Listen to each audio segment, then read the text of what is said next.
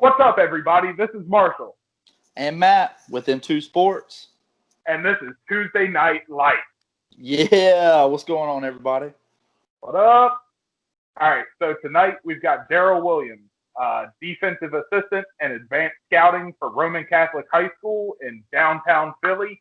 And boy, do we have a show in for you. Oh, this is going to be great. This guy knows football. We definitely know football, and this is going to be an all-around great show. All right, so like with every YouTube video, we're going to ask that you hit the thumbs up and subscribe, and look Turn out. your notifications on. Yes, sir. How's it going, everybody? Pretty good, man. Pretty good. Week 2 done. All right, so this is M2 Sports. We're going to be going over this week in the NFL. This is our first broadcast, so let's jump right into it. First thing that I wanted to talk about today is with the Eagles. It almost seems like Doug is losing his edge a little bit after I watched his interview. He just doesn't seem very focused, and I don't know what the deal with that is. The guy's been writing books and seems to be basking in the glory of winning the team's first Super Bowl. And I don't know if he's just taking on too much at one time or what's going on as a young coach. But Daryl, what are your thoughts on that?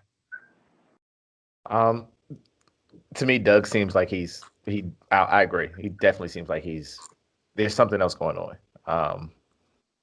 He doesn't seem as invested as he has in past years. He seems on edge, just in general.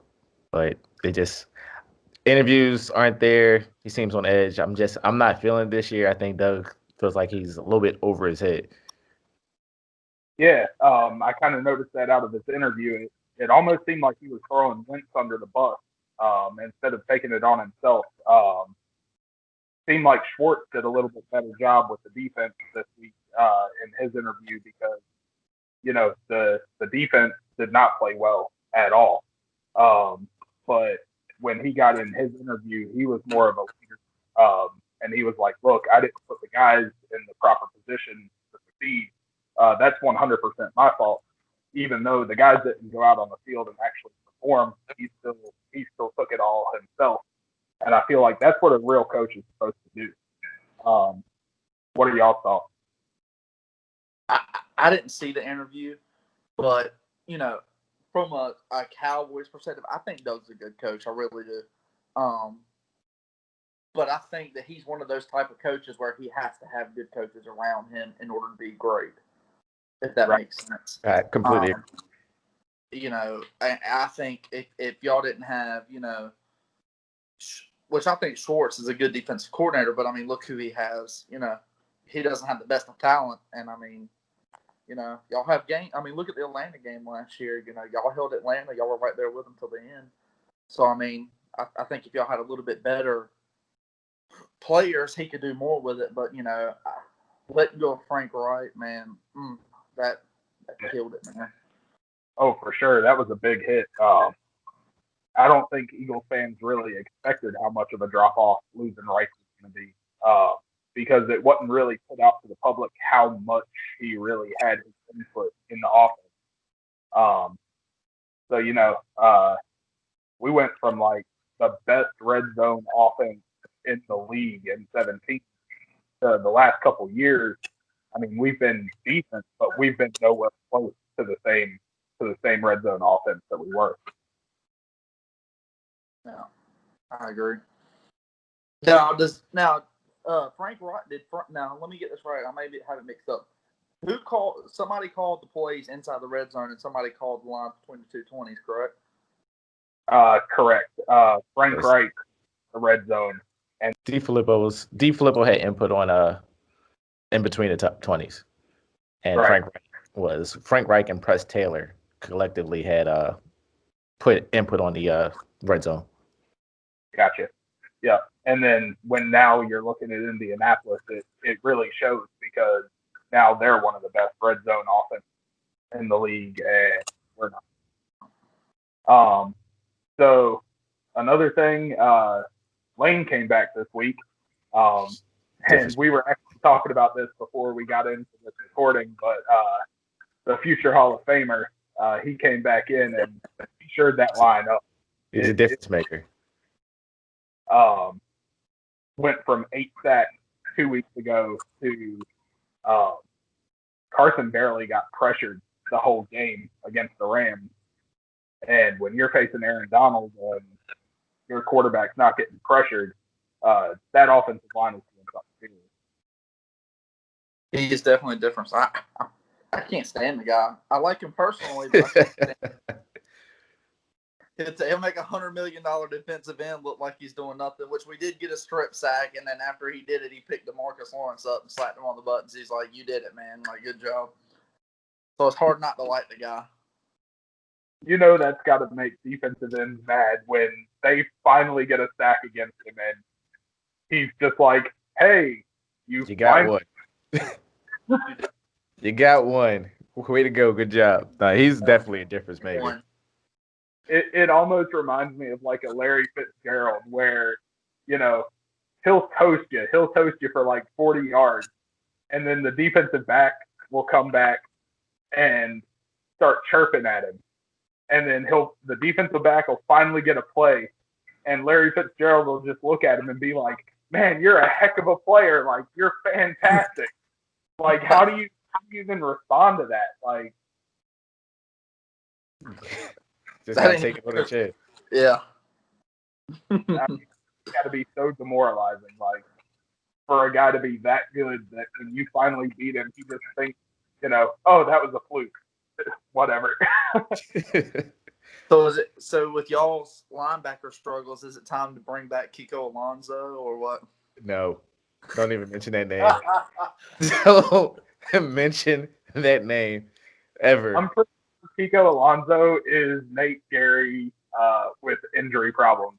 That's the best way I can say it. So, you know, we'd be right back to Nate Gary after a week after Kiko blew his knee out again.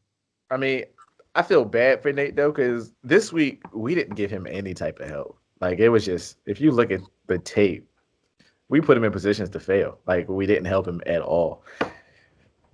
Oh, yeah, for sure. I almost feel like, you know, their coach, he looked at our team and he said, "Okay, what is the Eagles' number one weakness on defense? And how can we single that out?" And they went right after it because they just kept going after our linebackers no matter what. They would give us looks to where, you know, if it was a pass, you had to play deep, and then it was a run, and then it was singling out our linebackers who are slightly below size, so it makes it really hard for them to stop the run. And then in the past, it was like, okay, we're just going to make it to where one of these guys is going to be singled on the linebacker, and that's where the ball is going. You could see it the whole game.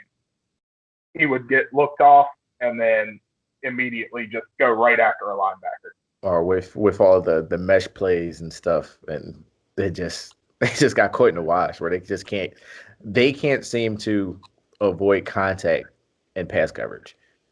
Yep, and that's going to kill us. Yeah, I think that's just experience that, you know, they have to learn how to get out of those situations and still be able to make their plays. Because, I mean, when you think about it, isn't Gary like the most experienced linebacker we have? Unfortunately, yeah. And it's unfortunate. It's unfortunate as it is, yes. And it's only his second year at linebacker. But what kills me, though, is he's a converted safety, and he can't cover anybody. Like, it's bad. It's bad. Jalen Smith. Converted safety, they can't cover anybody. It's bad. Yeah, I don't even know what to say with that one. Like, he's just, oh my gosh. I feel like he hasn't gotten any better over the years. He's kind of stayed stagnant. And that's a big knock on the linebacker coach, which is I believe Ken. Ken's the linebacker coach still, and it's a knock on him because he's at where he's going to be. I think he needs to stick to special teams, and we need to bring somebody else in. Agreed. Honestly, though, that's kind of a big deal with the whole Eagles roster, it seems like. seems like everybody we bring in is kind of stuck where they were when they came in. Nobody really elevates their game within the Eagles organization. That's a big knock on our wide receivers right now. It seems like. I'm gonna give Aaron Moorhead a little bit more time. My thing is, there is some progression. We have some production at our rookie wide receivers. My issue is, are we going to continue to see progression throughout the season? To me, he probably has one of the biggest jobs on the offensive side of the ball, which is just a matter of making sure these guys, because we all know rookies hit that plateau. We just want to make sure these guys keep progressing as far as we can before that plateau comes. So far, what I'm seeing, route running rise out of Rager is pretty good. We're not even going to talk about Hightower. I think he didn't get many snaps this past game, but I think he needs more time. And if he can make something out of JJ with his route running, we'll get anything. We'll be okay. Because right now he just plays so small. It's entirely too big to play this small. Let's just say it outright. Right now, that man is trash. Like, he's bad. Look, I can. It's just bad, man. I don't even. He's just bad. Every time the ball goes his way, I hold my breath. I'm just like, oh no. My thing is, you saw the meme after the Seattle game with DK Metcalf, chiseled, flexing. Oh yeah. And then you see and it has a picture of JJ sitting under a freaking umbrella with his mom holding the umbrella. Like, it epitomizes what he is as a receiver. He's just small. Like, come on, grow up. Didn't y'all take him over Metcalf? Don't remind me.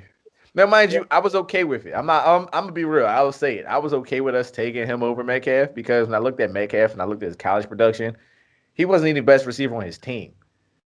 If we want to be completely honest, he wasn't the best receiver on his team. So yeah, but Russell Wilson has that intangible where he elevates everyone around him. So it could be that. This is true. But like I said, I was okay with. I didn't think Metcalf was worthy of that high of a pick. Yeah. I thought he would have been. I honestly thought he'd have been Michael Muller because look, anybody can measure good, jump out the charts. Anybody can do that, but your play in the field shows otherwise. And he didn't play well while he was at Ole Miss. He just didn't play well. Leave it to Howie. Like, if he had come to Philly, we don't know that he'd turn into the DK Metcalf that he is right now. Well, not with a quarterback who only throws to tight ends. I mean, he's only had tight ends. Yeah, this is true. He's only had tight ends. But you know what? Here's the crazy part. He's only had tight ends, but yet he's made it to the playoffs. He made it to the playoffs last year. He made it to the playoffs last year with me, you, and Marshall at freaking receiver and some tight ends. Like Dallas Cowboys with some dudes out of the Wawa parking lot. I'm just saying, you can talk about him, but he's put up. Walking to the tent. Hey, did y'all happen to catch that video? The video during the Seattle game where they showed DK jumping over the crossbar to catch that ball. Mm-mm. His hands were at least at 12 and a half feet. His elbows were almost at the goalpost, at the bottom of the goalpost. His elbows were almost at the bottom of the goalpost. That shouldn't even be allowed. He apparently can't dribble because otherwise he'd be playing in the NBA. Like, that's the only thing I can think because more money, less contact, longer career.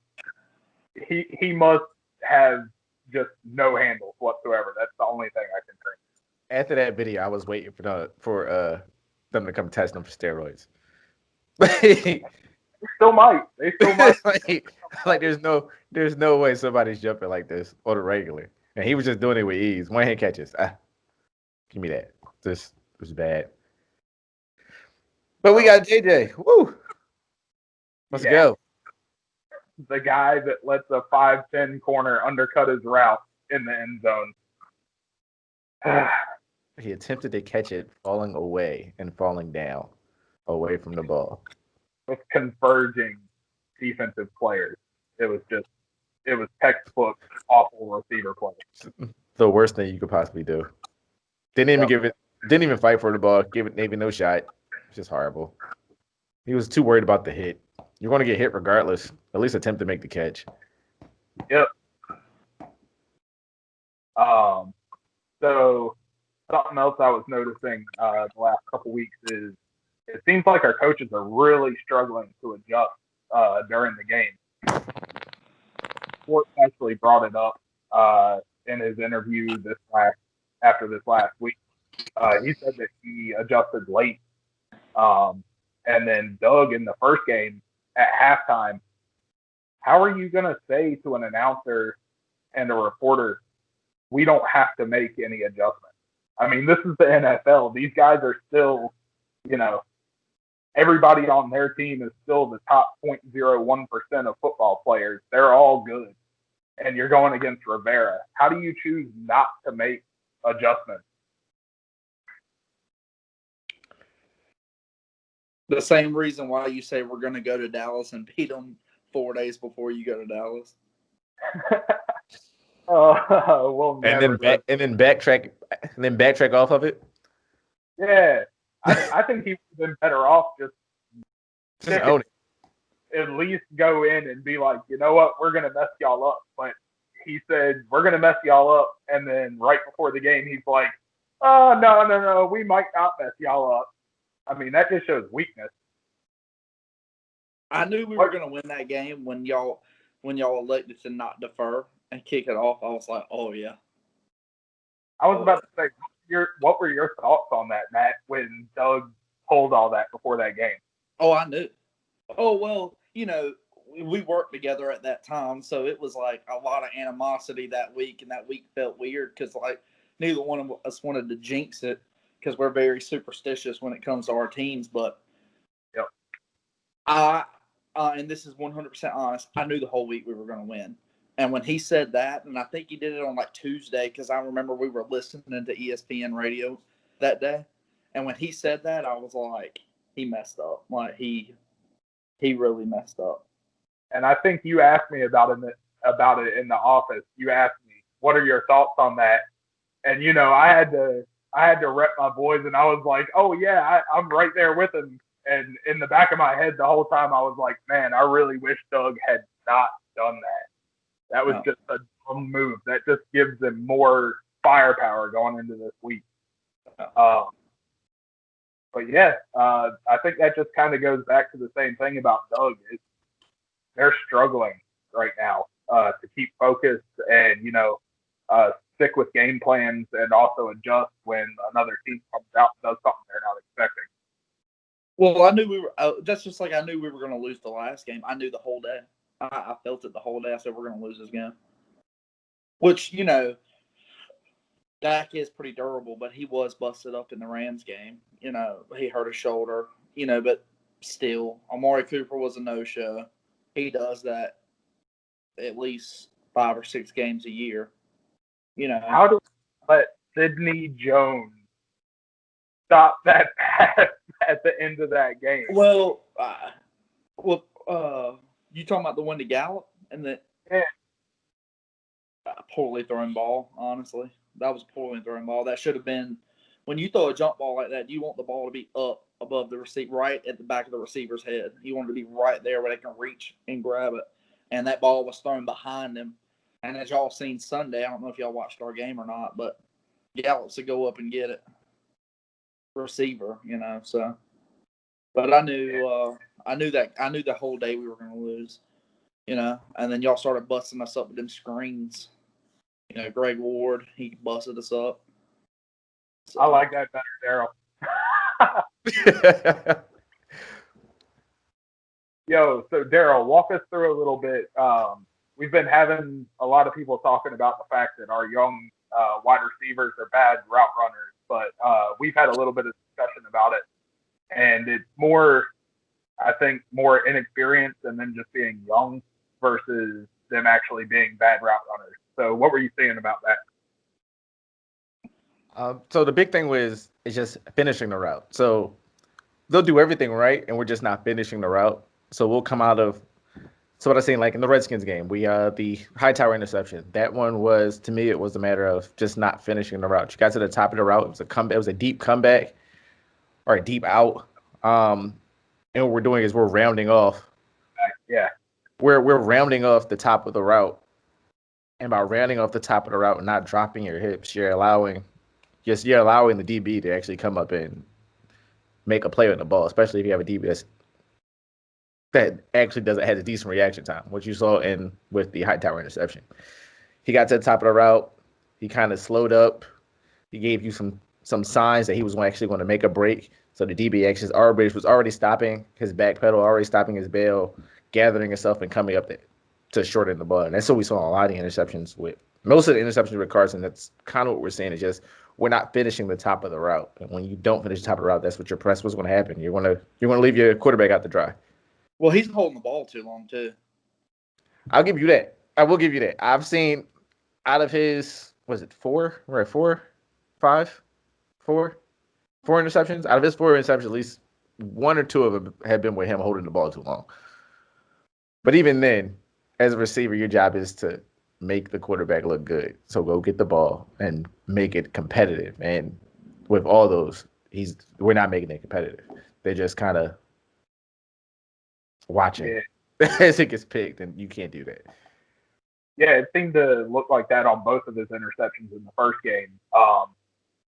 It seemed like the receiver not only pretty much showed the defensive back that he was about to make a break, but then after he made the break, he didn't come back for the ball at all. He was just kind of standing there waiting for the ball to get to him.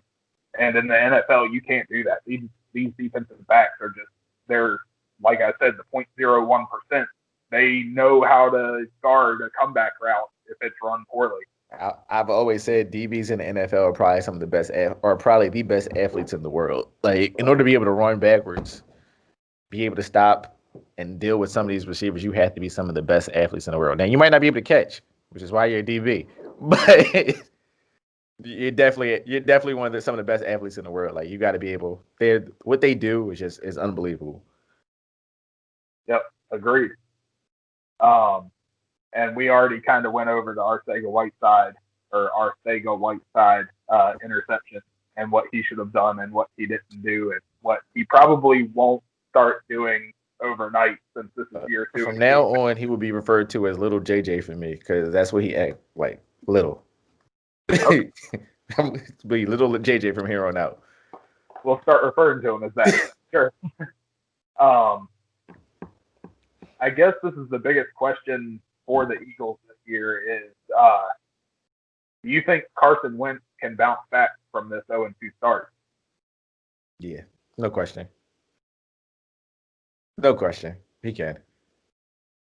One, I think he's trying to do too much with some of his throws. I think we should probably dial back how much control he has on audibles. Right. And then once we dial back on those audibles and focus on playing like we played the end of last season with not pressing too far downfield initially, right. Utilizing our run game and let Carson do what Carson does, where we're moving the pocket and we're getting him in space and allowing him to pick teams apart, I think will be a lot better. But I think we've killed ourselves these first 2 weeks with either one. For the first week, it was strictly everything was downfield. I don't think I saw a single intermediate pass or a short themed route the entire game. And in this past game, we stuck to the intermediate stuff, but we gave him a little bit too much control, and he was checking out of a lot of runs that I think were probably there. Like, for instance, that JJ play wouldn't have been there if he didn't kill out of the run play and switch it to a pass play to take a shot. Now, mind you, do I agree with the shot and being aggressive? Yeah, but if we limit that, I think we'll do a lot better. I can't help but to think that maybe after having his backup come in in 2017, make a run through the playoffs and win the Super Bowl, possibly taking a quarterback in the second round of the draft as soon as you get rid of Foles. Something about that, I feel like that might be kind of in the back of his head too, and he kind of feels like he has to play Superman ball and play so good that there's no question who the starting quarterback in Philly is, even though anybody that knows the game knows that at least for right now, Carson Wentz is the guy in Philly. Yeah, Jalen's at least 2 years from playing, at least. But in the back of his head, it kind of had to have sowed a little bit of worry on whether the team has sold on him or not. And I think that may be playing into it a little bit too. So this is a question really for both of y'all. One from an Eagles fan, one from a Cowboys fan. What do y'all see as the Eagles' top weakness on the entire team?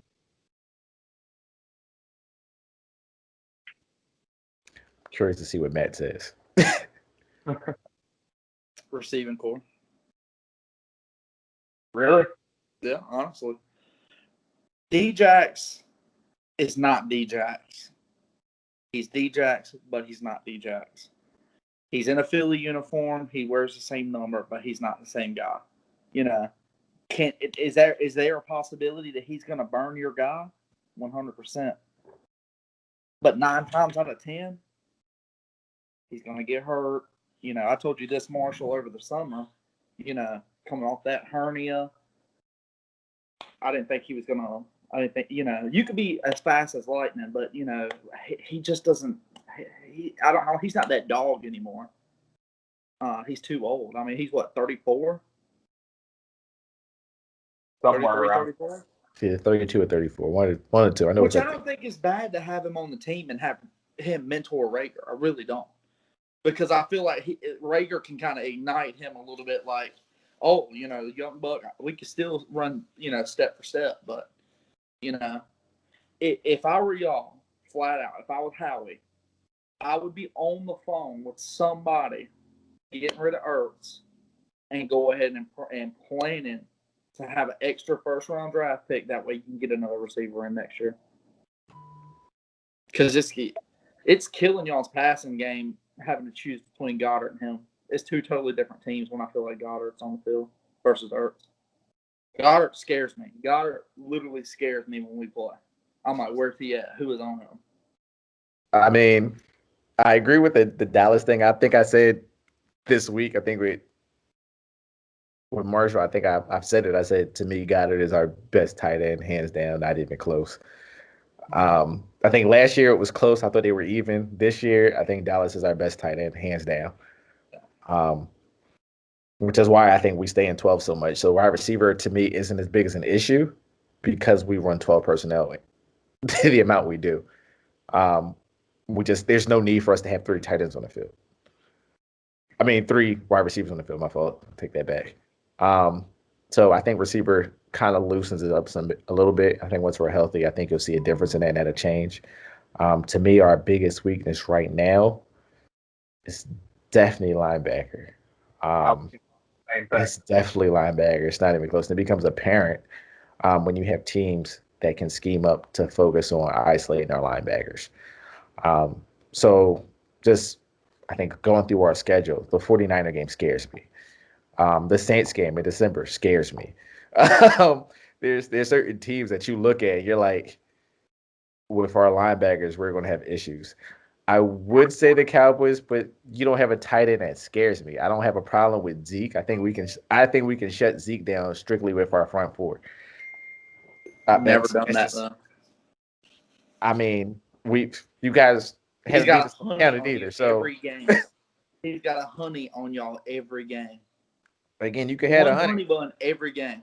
You can have a honey. You can have that. I give you that. But how many counts do you score? Exactly. And he always struggles. He struggles getting in the end zone with us. So I don't have a problem with that. You can let him run. Let him run. I can care less. But to me, it's the passing game stuff, and it's definitely how the tight ends affect us. Because I honestly don't trust Riley, and I don't trust Gary. The only linebacker I really trust right now is Edwards, and I can't count on him to cover anybody. He's strictly a rundown dude. So to me, that's our biggest issue. To me, if we're going to do anything, it's we have to figure out a way to pick up another linebacker. And y'all play the Ravens this year? Hmm? Y'all play the Ravens? Yes, that's another team that scares me. Now, mind you, I think we match up a little bit better with the Ravens than we do with some of the other teams. And the reason I say that is because I think we have the speed to keep him running to keep Lamar going sideline to sideline. And I think we have enough safeties. I think our safety should be healthy at that time of the year where we'll be able to blanket Andrew so he doesn't break out as much. But to me,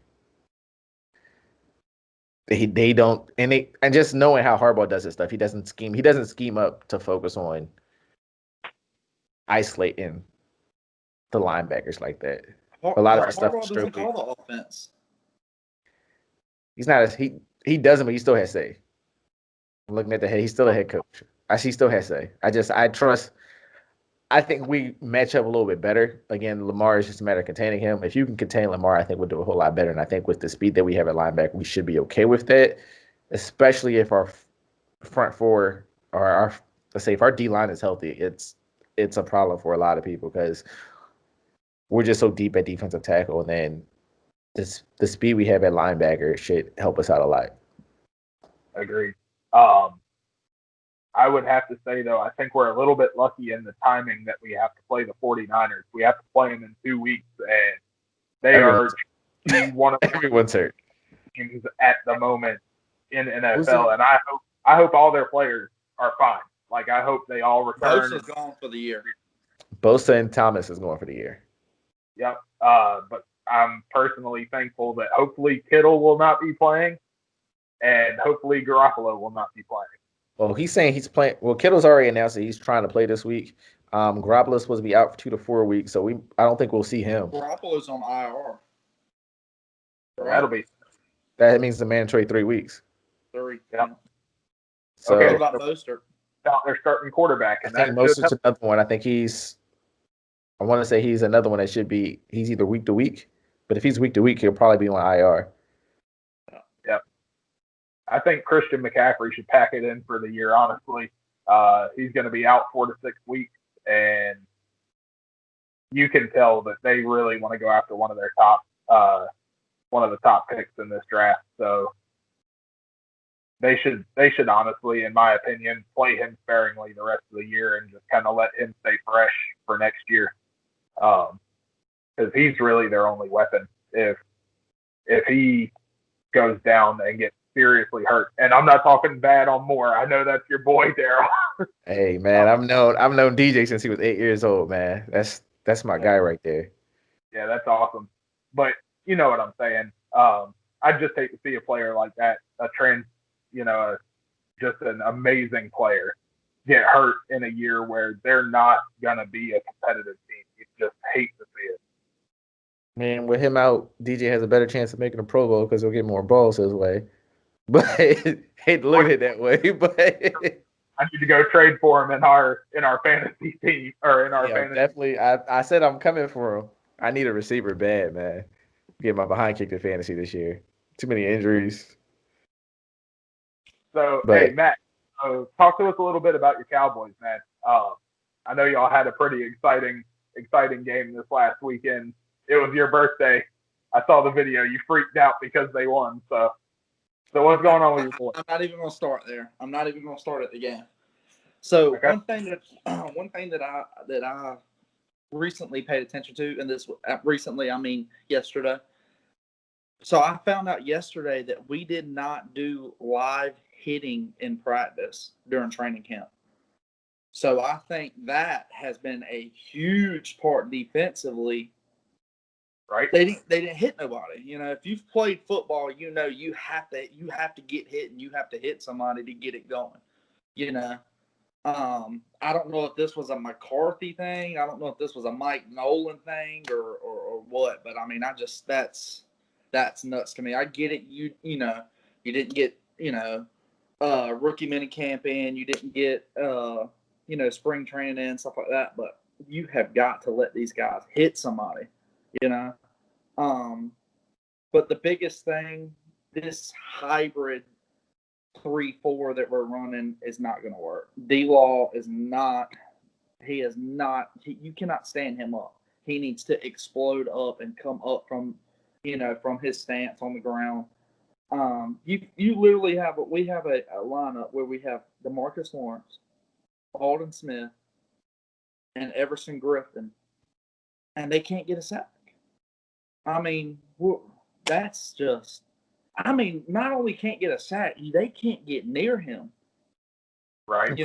Part of that scheme. That scheme is not meant for those guys. They shouldn't be on the field. If they're going to be there, they should be playing an outside linebacker position instead of playing on the line. Because you're looking at a 2-gap scheme, and they can say it, but if you don't do 2-gap, you leave yourself vulnerable to big runs. And then I mean, to me, Jalen Smith in 17, I was like, oh crap, this guy's got serious potential. Then in 18, he had a great year. He's freaking fast all over the field. And then 19 and so far, I mean, which he did have, I got it here. He did, he was 5th in tackles. He had 8 solo, 5 assisted, so he had 13 this week. But I mean, to me, he's gonna get busted up in coverage all year long. I mean, it's clear as day he's gonna get busted up. But Jerry Wayne made his decision to play D-Law versus Byron Jones, and to me, that was just crazy because Byron's was never going to get you interception, but that side of the field is shut down. Like, it's done. You don't even have to worry about that. So that leaves you with just having your nickel and Cheeto burnt toast to run that. I will fast forward to the Falcons game. I was pretty hot. Marshall, I was hyped on Mike McCarthy. I was like, somebody other than the Clapper. It's a Super Bowl winning coach. It's clear as day that Aaron Rodgers was the coach of that team. Aaron Rodgers walked them through that. Those are big words. Personally, and after 2 weeks. Do what? I said those are big words coming from a Cowboys fan after 2 weeks when y'all are 1-1. You know me, man. I'm the biggest Cowboys fan I know, but I'm real when it comes to football, and I'm gonna speak the truth. I would have rather had Urban Meyer. That's a good one to me. Not a lot of college coaches translate. I might have won the game, but it would have been 60-55. Like, yeah. You're in a position where you're coming back, okay? It's 9 minutes left. At some point, you are going to need a 2-point conversion, but you can make it a 1-possession game, and you go ahead and go for 2 then. That's stupid. That's something Jason Garrett does. That's not something the new Cowboys should be doing. You pride yourself on, we're getting rid of this. We're not doing this. I'm a Super Bowl winning quarterback. Do you think for 1 second Bill Belichick would have went for 2 there? No, absolutely not. Do you think for 1 second Shanahan would have went for 2 there? Him or his dad? Nah. They'd have kicked the field goal, made it a 1-possession game, and then another thing, our special teams. We do, which we did bring in Bones from LA. He is, to me, the best special teams coach in the league. That's how I feel. And I mean, I think he is, man. I'm telling you. When you look at model of consistency, but they went for it. I mean, too early. You already turned the ball over 3 times, and then you go for it on the opposing side twice. Nah, you don't do that. Only if we were playing anybody else, we wouldn't have won that game. So, Agreed. Luckily, you guys play Dan Quinn, and he knows how to blow great league. So how Dan Quinn has a job, I don't know. How Dan Quinn has a job, I do not know. But him and his entire coaching staff should have been fired. They shouldn't even been allowed on the bus. So when I ask this question, I don't want it to be answered as how we're using him. I want to know, what do y'all think about CD? I think he's as advertised. I think he should have been the first wide receiver gone off the board in that draft, honestly. He's Agreed. the most consistent out of the top three that went. He may not have the most big play ability, but I think he's got the most gamer ability, if that makes sense. Where no matter what position you put him in, I feel like he has a leg up on one of the three that went, or one of the other two that went before him. He may not be the best route runner out of the three, but he's faster than the better route runner. He may not be as fast as Ruggs, but I think he's got better hands than Ruggs. So out of the three, I think he's the best out of those three that went. And I still don't quite understand how he fell that far. I don't either. I ain't complaining. What about you, Daryl? So again, like I said, I do believe he's as advertised. I initially thought him coming out, I thought he was probably the most prepared to make a big step coming into the league. Just with his size, he already had that grown man body, so that kind of changes a lot and allows you to be able to take the hits. I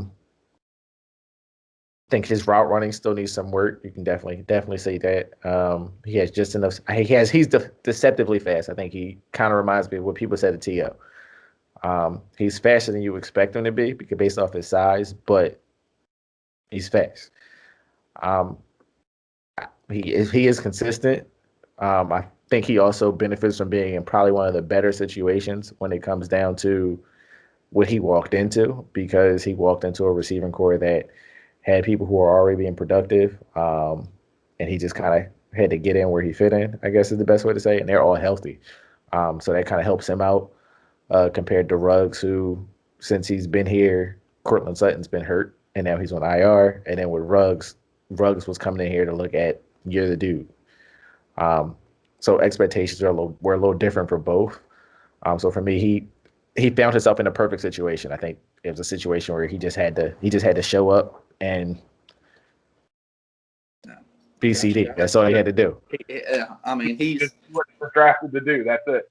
Yeah, I'm trying to remember exactly what it was because I don't want to quote something that was not right, but I think he's the first.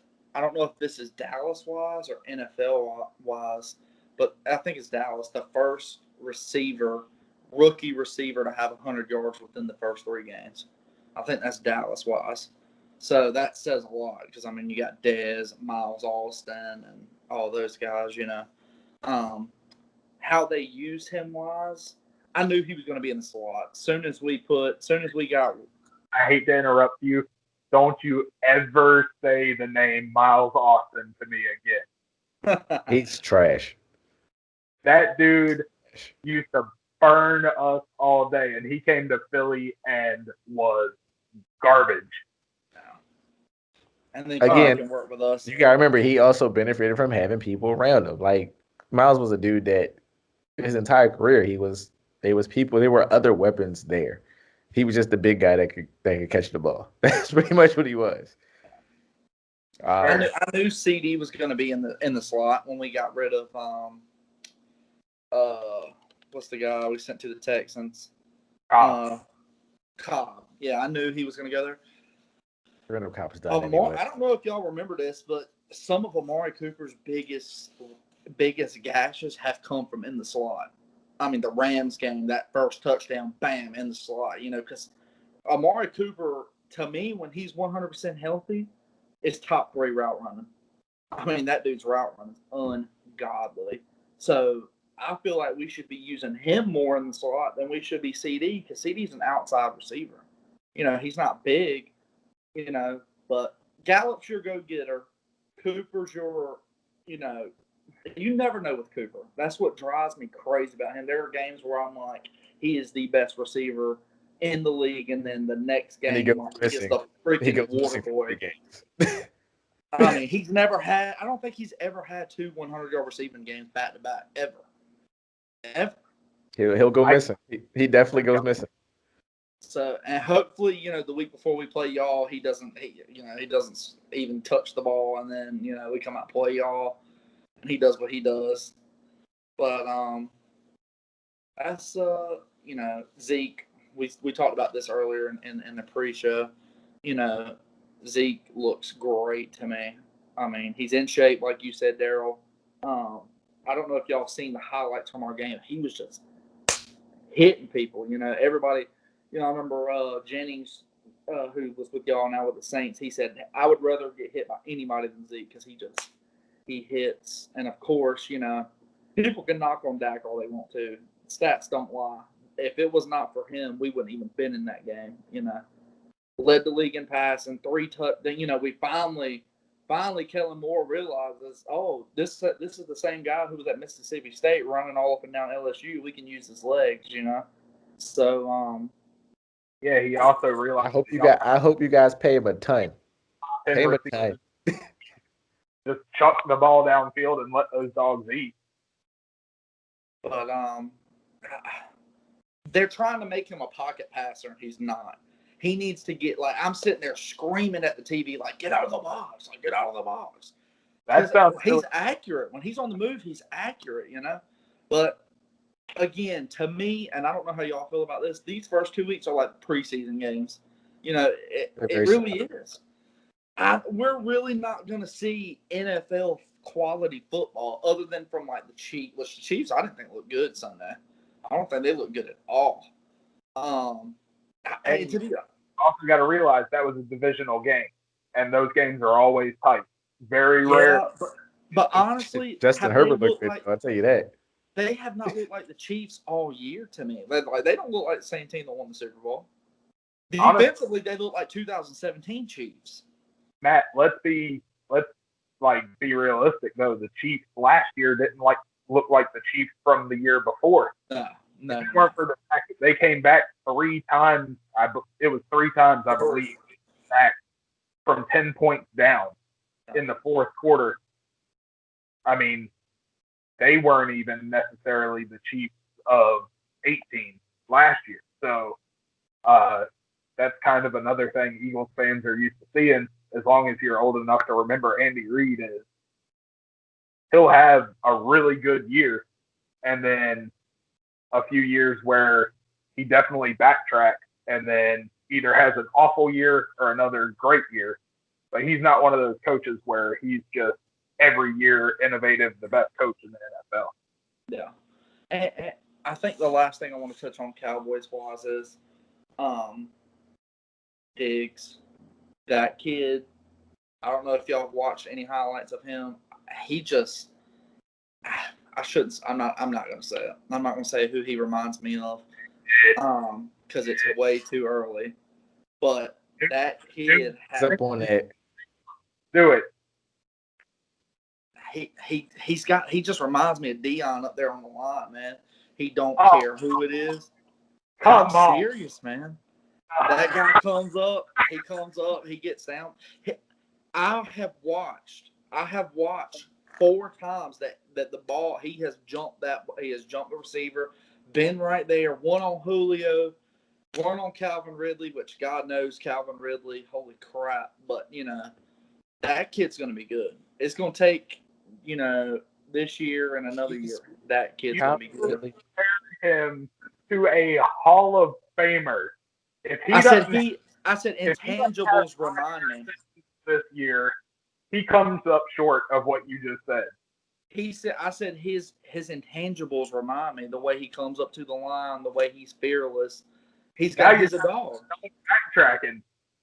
I'm not backtracking. I said what I said. Go back and play the tape. I said his intangibles at the line remind me of Dion. All right, Skip. Don't do that, Skip. Don't do it. It's on the bar really high. Really high. I didn't say he was Dion. I said he has intangibles. He does. I'm sorry y'all can't draft defensive backs and y'all don't know what it's like to have a good one. But Jesus, come on. I'm sorry that we don't pay defensive ends to stand up on their 2 feet and not pay our cornerbacks that were like the cornerstone of our whole defense. First of all, it was our linebackers that were cornerstone, not him. You know what? I can't. You'll see. That's cool. Cool, bro. Y'all's He has a bad linebackers, week. I'm saying something. He better not have not one bad week. y'all's linebackers consist of a dude that's overpaid and 2 pulled hamstrings. Who has a pulled hamstring? I'm making a joke on Van Der Esch and what's his name? I don't even remember. He didn't play a full Van Der game. Esch has a broken clavicle, and Sean Lee has a sports hernia. Charlie's always hurt. And I'm not trying to make light of injuries either, because both teams know injuries are not something to deal with. We'll see how Diggs does this week with the Seahawks. Then again, you know what I got to say? I really hope Gary pulls his hamstring in practice this week, because I'd rather see some other dudes out in the field. Yeah, he's just bad. I love Van Der Esch, but I mean, at this point, dude, what are you going to do long term? Yeah. He's Sean Lee. He's Sean Lee. Sean Lee stayed hurt too, man. What you mean? Nah. Well, Sean Lee did, but I mean, this is kind of different. You know? My man didn't finish a full season. So. All right. So, one of my general observations about the NFL this year was a team that I personally thought was going to be really good this year. But I had a lot of people telling me I was crazy when I said it. But did anyone check out the Raiders last night? I agreed with you. We're talking about the coach. Knock on wood if you're with me. They're nasty. Like, they're really good. And I get it. The Saints didn't have Thomas, but man, I don't care if they did or not. I don't think the Saints were winning that game. Drew Brees didn't look good last night. Drew Brees hasn't looked good any of the games he's played this year, to be honest. It's time to give those. Taysom Hill is so fast. That kid is lightning fast, dude. Yep. Like Lamar Jackson, lightning fast. I wouldn't go quite that far. Yeah, I think that's a stretch. Taylor fast. I'll go Tyrod Taylor. Oh, he's faster than Tyrod. I don't know. Tyrod He has a bigger build. Yeah. His build is just different. Unfortunately, He's I took NyQuil and fell asleep at 9 o'clock, so I don't know what stats were. But how did Kamara do? Kamara looked amazing. Kamara like the best player in the field yesterday. Okay. 100%. I think he's one of those players that he needed to get paid as validation.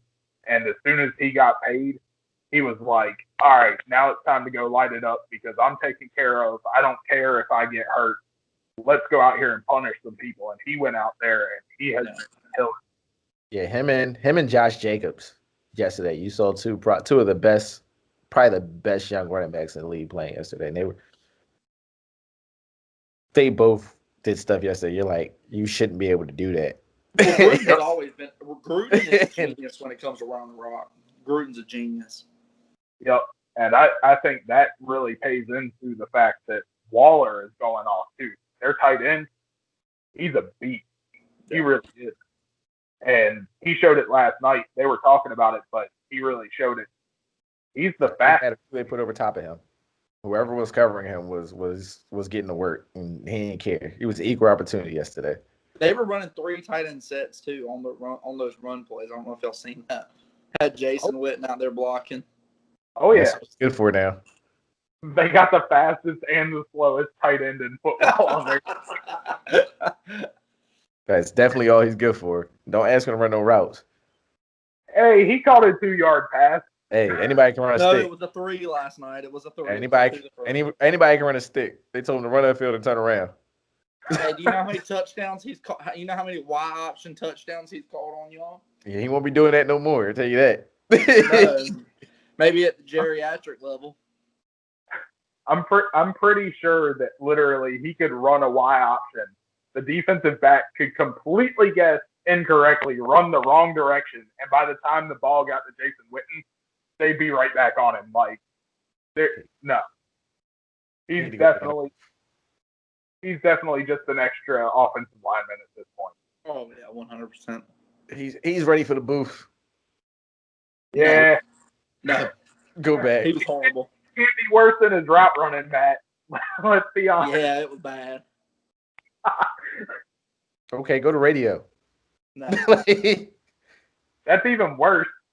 Come to Look, I'm Dallas not saying and do him coach play-by-play for a game, but go to some radio station in Dallas. They'll love him. They'll listen to him. He'll make some money. So how about, what do y'all think about the Patriots? Cam Newton's a bad boy. Yep, I think they look better with Cam Newton than they did with Brady. Like, honestly. I think the versatility of the play design proves that Josh McDaniels is a great offensive mind. I called it that he was going to run. Me and Marshall were talking, and I said they're going to run that same play where the running back comes in, and then he's on the left-hand side. And I believe had they done anything else, they'd have won that game. Oh, yeah, that was sniffed out. That play was definitely sniffed out. I'm pretty sure everybody sitting on their couch at home was like, okay, here comes the Cam run. That's when you should have had a tight end run. Look, they could have to the Tebow jump pass for all I care, and then probably they would have scored. Like it was really funny because Matt and I were talking during that game, and I was like, they're about to run that fake pass again that they scored on before, and Matt was like, no, they're gonna run it with Cam, and sure enough, they run it with Cam. He gets blown up. But the running back was literally standing open in the end zone, and it was like, if you had just done it, I don't care what the coach calls.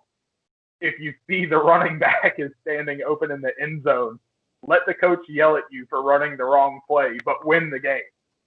Well, I've always said this about Cam. If he's having fun and he's happy, look out.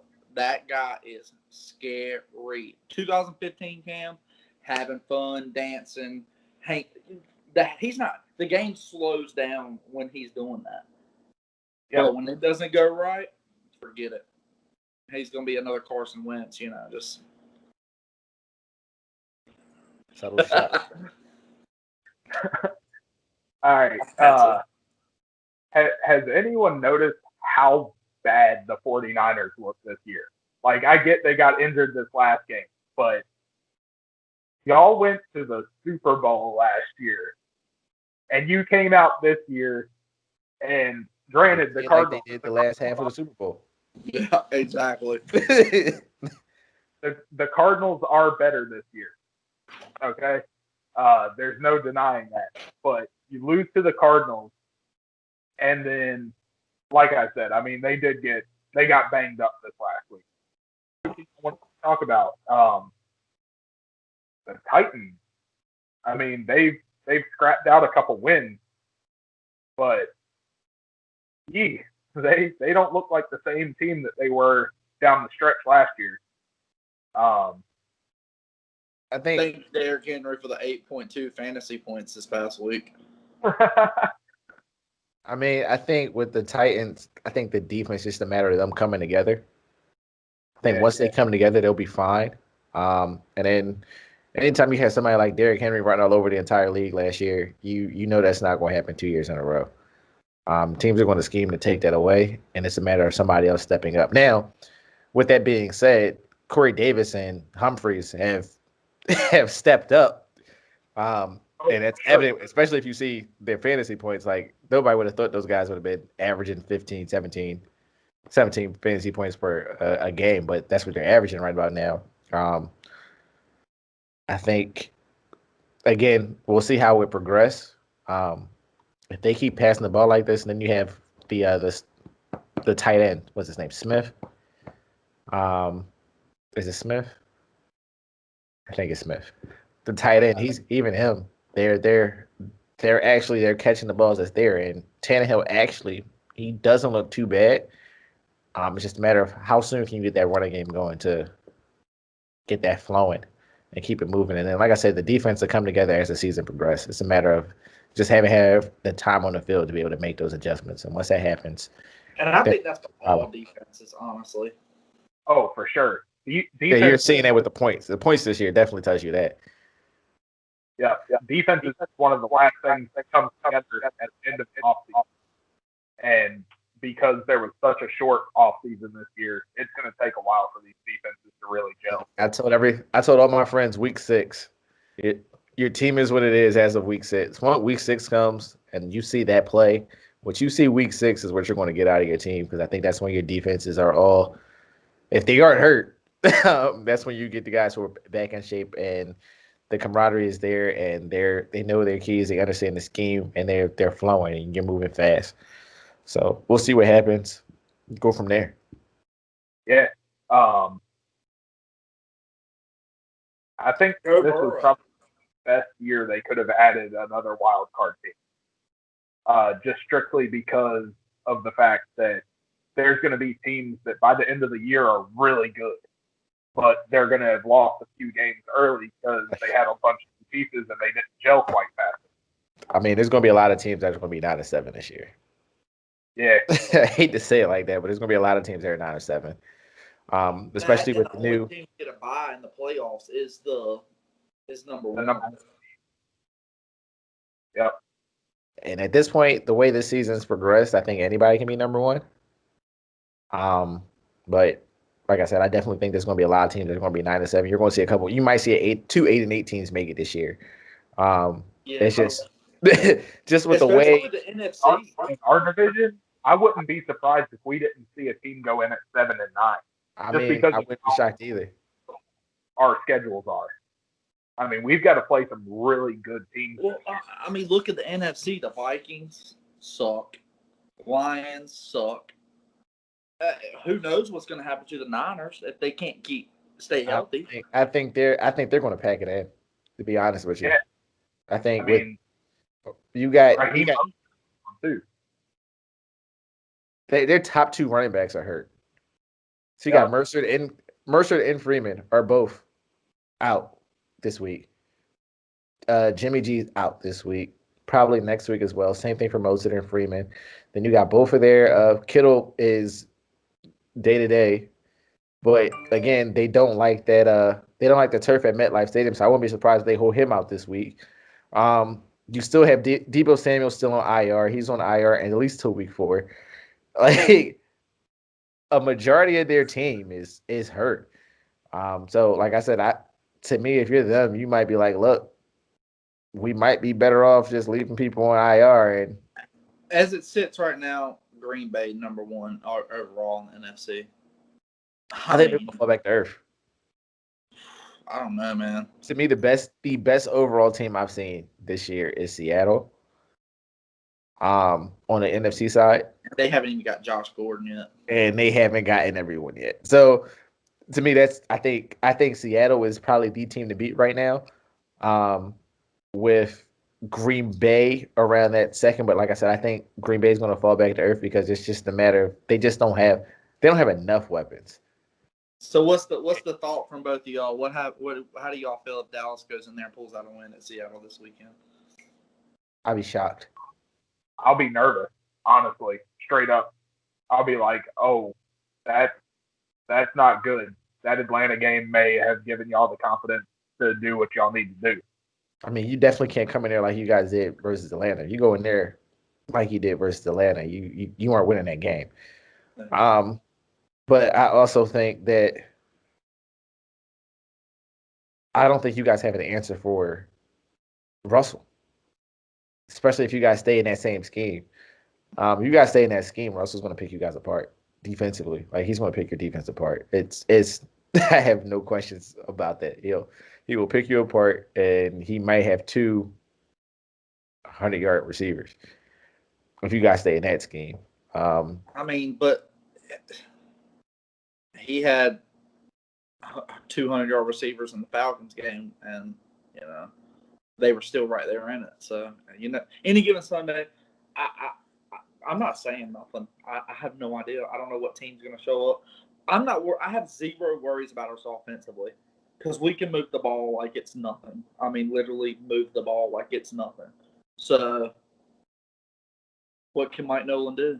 Mike Nolan's a blitz-happy guy. You can't do that with Russell Wilson. Yeah, He's going with Russell. It's the biggest way to get. That's the best way to get killed. He'll pick you apart. To me, right now, Russell looks like the best quarterback in the game. And a lot of people are going to say Aaron Rodgers, but to me, Russell looks like the best quarterback in the game right now. Not even close. 100% agree on that. Which Aaron Rodgers is playing. Some of those passes that guy's making is ungodly. So I agree. His passes is crazy, but playing the position, playing the position the way it's supposed to be played, it's definitely Russell, hands down. Oh, 100%. 100%. So I had a funny thought earlier today. What if we saw a Buccaneers versus Raiders rematch in the Super Bowl this year? John Gruden is winning that one. Yeah, I think the Raiders would get revenge this year if that happened. Can you imagine if Tom Brady would have went there? It was close. If Breeze would have retired, he'd have been with Sean Payton. Agreed. 100%. I think you're looking at what we're seeing with those two aging quarterbacks, though. You're saying that after 40, you can't make all the throws. I think they both showed it. After 40, you can't make all the throws. These guys are struggling. It's a different game now than what it was then. But they can't make all the throws. You're looking at these guys, and even both of them will say it, and even their coaches will say it. They both have said that they are struggling to make. There's certain throws that they can't make. The Saints passing game in general has changed completely over the past 2 years. Oh, Breeze had the least amount of air yards this last week out of any quarterback that played. He was averaging something like 4.8 yards per throw or something like that. Then you look at Brady this week versus Carolina. This is a game where have Mike. They're not taking the deep shots that they would normally take versus a team that's struggling at corner. Like if you can't see what's obvious, like these guys are definitely struggling to throw the deep ball. They're definitely struggling to throw the deep out. They can't make the same throws they normally would make. And it's evident even more as the weeks progress. Like these guys are definitely struggling. You can definitely see that they don't have the same velocity that they used to have. Yep. And they can't make all the throws. Their offense has been limited to strictly a lot of intermediate routes, with the occasional deep route. But like for Breeze, for instance, Breeze had a couple of them where he had receivers streaking where he didn't have the ability to step into the throw, so he didn't throw it. So he took the short stuff. I did see that Samuel. He had him wide open, and he was like, and he hesitated. Well, he was like, "I'll just take the short route." If you look at the peak, if you look at the way Brady throws when he throws deep, it's high arcing and then comes down. Which that's the old school way of doing it. Throw up and over. Where now, like the new school guys are bombing it, but it's. Oh, they're zipping it. They sending it with velocity. They're putting everything into it. They don't have that velocity. But when you arc stuff like that, you leave yourself open to have safety come over top and pick it off. See, this is why I can't agree with the arm strength, because Brady is still throwing at the same miles per hour that Patrick Mahomes is. So I disagree with. On what? Not on those deep balls. I guarantee you it's not on those deep balls. You know what? That is still the best deep pass quarterback in the game, which is hands down Russell Wilson. Like 100%. He still goes with the old school way of doing it, though. He drops the ball in the bucket every time, and it literally comes in on almost a 90-degree drop and lands right in the receiver's hand. And they don't even have Josh Gordon.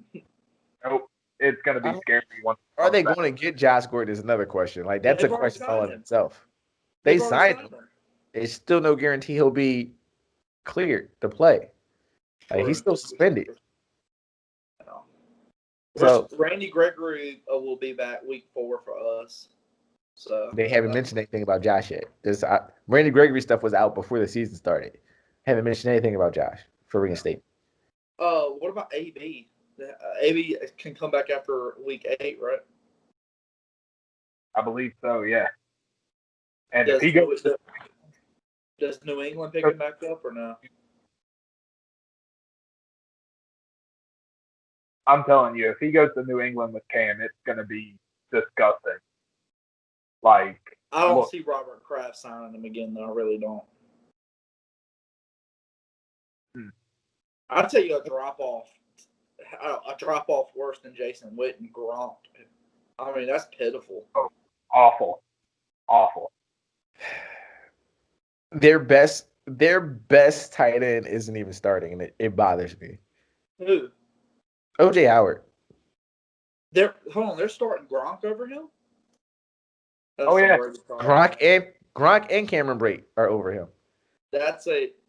And OJ Howard to me is their best athlete at tight end is OJ Howard, hands down.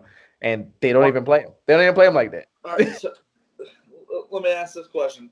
Jerry Wayne calls Howie, and he says, "I'll give you Connor McGovern and what's that other guy we have? Tyler from the same school Travis Frederick with.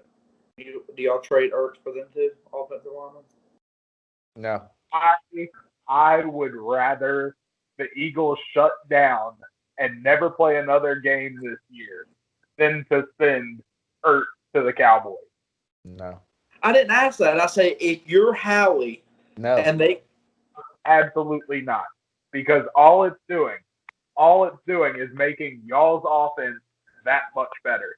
And you got to remember, one thing that the Eagles have been good at, and it's been evident over the past couple of years, is developing depth at offensive line and trusting your young guys. Like we've made trash into starting quality linemen. Like nobody thought Big D was going to be a starting quality lineman, and he's a starter in the league right now. Like you look at King Dunlap, nobody thought he was going to be a starter in the league, and King Dunlap went and started for the Chargers for years. You look at Villanueva, who was on a practice squad with us, stayed with us for a year and a half. Went to the Steelers, just started. Like so, they're always going to take guys who are undrafted free agents and make them into something and develop them, then trade for somebody that's high quality. They're not going to do it because they trust Jeff Stoutland. They trust what they're doing with development. We have to look into finding Tyron Smith's replacement. I mean, I love the guy. When he's healthy, good luck. But I mean, you drafted McGovern out of Clemson. When he was at Clemson, he gave up 3 sacks his entire career, and he has not touched the field. Why? That makes no sense to me. Let's not talk about sex. Dillard was supposed to be. But we're starting an undrafted rookie at right tackle. I didn't even know who this kid's name was, and he's playing still. I've never heard of this kid. You know, which Lyle Collins, I'm pissed off at him anyway because it's not a hit thing; it was a conditioning thing. He wasn't in shape. He was overweight. He stayed on his ass. You know, all of overweight. It's simple as that. He was overweight. Came in what 340, 350? No, he came in 40 pounds over what he was supposed to be. That was always his issue. That was his issue when he was playing in college. He was always a heavy guy. Like he was somebody that needed to be on a structured weight plan. Yeah. You come into camp at this, or we're docking your pay until you get to this weight. You know, which Looney's done a great job. Which Looney, when he started for us in 2018, I mean, he didn't give up many sacks. But you have that, you know, the same guy who came out of the same system as Travis Frederick. You drafted him. Give him a snap. Let him see something. You know, I don't know. I feel like it's preseason, man. I really do. You know, the mistakes that all teams are making are preseason mistakes. Even the coaches. Howie looks like it's still preseason. I mean, not Howie. Doug still looks like it's still preseason. Yeah. He's acting like it's still preseason. I mean, look at his interview. He comes in after getting blown out 2 weeks in a row, and he's just kind of like, you know. But how much more time does that Super Bowl buy him, though? At most, in my opinion, 2 years. So 2 after this? No, including this year. And including this year. Next year. So they'll give him until Carson. They have an out of Carson's contract. Yep. So which would be what 22. happens if, and this is no way, shape, or form, because Marshall, you know how we are. This is an honest question. What happens if Wentz comes out and shits the bucket the next 2 or 3 weeks? I think he's your starter for the rest of this year, and then they make a call in the offseason. I don't even think they'll make a call in the offseason. I think he's your starter for the foreseeable future. Okay. Because if you looked at what Hurts did, even at Oklahoma, and you look at his time at Alabama, he's not ready for an NFL game. He's just not ready. Like I said, he's at least 2 years away. And to me, with them drafting him, when they drafted him, they looked at it and said, hell, okay, we don't think he'll be ready for 2 years away. Okay, Carson's contract, we have an out in 2 years. So let's marry the two together and see what we get. And like, I think until we get to that, till 2022, like until we get to that point, you're looking at Wentz being the only the option at quarterback for the foreseeable future. I mean, Hurts will get in. He'll play. I think they'll play him like they did Hill with New Orleans. I don't think that's a great idea because I don't think they're built the same way. But I think that's what you'll see. But right now, I think it's strictly it's the Wentz show. Regardless, they want to go down with this. I just feel like everybody. I just feel like the team hates Wentz. I feel like his teammates hate him. I don't see it. You know what I'm saying? And maybe it's because I know how much. Y'all can say what you want about Dak. Maybe y'all don't see it. He is a leader. Like everybody in the world knows he is the leader of that team. He runs that team. And I just don't get that from Wentz, you know. And that's probably because I do hate him, you know. If you go back on my Facebook to the draft night in 2017, I said, holy shit, this guy's going to light us up for the next couple of years. But, I mean, he's just not progressing like I thought he would. I said it from the time it happened. The worst thing that could happen to a quarterback happened to Carson Wentz in 2017. Yep. Okay. He was 100% the team's leader. He was number one in the MVP race. He had 31 touchdowns in a little bit more than 12 games. That team was the team of destiny. That team was winning the Super Bowl no matter who the quarterback was, Wentz or Foles. He gets hurt. He has to watch his backup quarterback come in, win a Super Bowl in a city that has been deprived of a Super Bowl since of a championship. It wasn't even the Super Bowl yet. Deprived of a championship since 1960 and are still rabid football fans. He has to see a sculpture of his backup quarterback get erected in front of the stadium that he has to walk into every week. He then watches his backup quarterback go out the next 2 weeks and absolutely tank, look awful. He comes back early, still hurt. I'm sorry, he was still not right from his knee. He comes back into the league, and any quarterback that's trying to compensate for a knee is going to use other parts of his body to try to put velocity on the ball. He messes his back up. He comes back out, and it is literally like someone hit the replay button. Nick Foles comes back in, lights it up again. If it weren't for Alshon Jeffrey, who's supposed to have the best hands in the league, dropping a pass, we probably go back to the championship game and probably go back to the Super Bowl. And if we go to that Super Bowl, probably beat New England again back-to-back years. And then, you know, I hate to say it, but most football fans do not know the game to the level of people that work for these teams. So the people that work for these teams, they're looking at it and they're like, Wentz is clearly the better overall quarterback out of these two guys. He's younger. He's got more wheels. He's got more velocity on his passes. We're going with this guy. And then the city turned on Wentz the first time that he had a bad game. And it's like he's been trying to dig himself out from underneath that ever since. And people seem to forget what Foles was during that playoff run prior to the Super Bowl. I think Foles had maybe, I'll give him 5, possibly 6 good quarters in that entire playoff run. That first game versus Atlanta, he stunk. Like, Defense it was horrible. Let me put it this way. Wentz would not be hated in Philadelphia the way he is right now if it were not for the fact that Julio dropped the pass in the end zone at the end of that game. If Julio makes that, give it to him. Jalen had good coverage. He played underneath. He didn't jump with him. If he jumped with him, I think Julio would have came down with it. But that ball still hit Julio in both of his hands in the end zone. So I agree.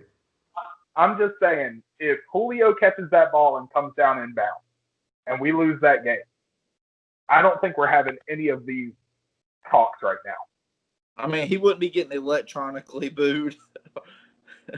That was awful. I'm glad I'm not the only one that noticed that. I mean, I will give this. Whoever the intern is, because it has to be an intern. Whoever the intern is that's on that, definitely is from Philly. They're definitely from Philly. They're definitely from Philly. Because that was so Philadelphia. Absolutely. That was brutal. It was I'm perfect. sitting there watching that game, and all of a sudden I'm like, wait, that's not actual fans. Are they really booing Wentz right now? I couldn't believe it. It blew my mind. It was beautiful. I loved it. No, I laughed at it. I thought it was funny, but still. I was booing Mike McCarthy the whole game. Mike McCarthy was never. I've never been a fan of Mike McCarthy. Like, I'll be completely honest. I've never been a fan. To me, that was one of the best hires when they announced that Mike McCarthy was the Cowboys head coach. I was like, oh, yeah, let's go. I got Jason Garrett 2.0. Let's go. Because you know how if Jerry will cut Jimmy Johnson, imagine what he'll do to this SB if he tanks. I'm serious. Oh, yeah. Like, me and my brother argued all day Sunday about our team. But I told him he had to leave. I was like, because he's a Cowboys fan too. I was like, you got to go, dude. Like, we can't talk about this no more. I'll tell you what. I almost feel like McCarthy was playing for his job that game. Like, if they came out in that game and got beat that bad, I'm starting to think he may have already been on the chop block from Jerry from that point on. If he lost, he was definitely playing for the locker room. Yeah. He was definitely calling that game for the locker room. Well, they gave him the game ball. So he gave the game ball to a player, and the player, as a team, decided to give it to him.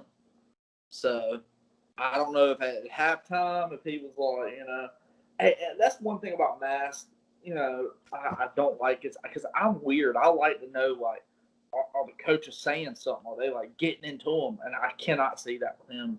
So it's kind of like, it sucks because I'm like, I mean, you can if you want to pay that $100,000 fine. And cost your team $250,000.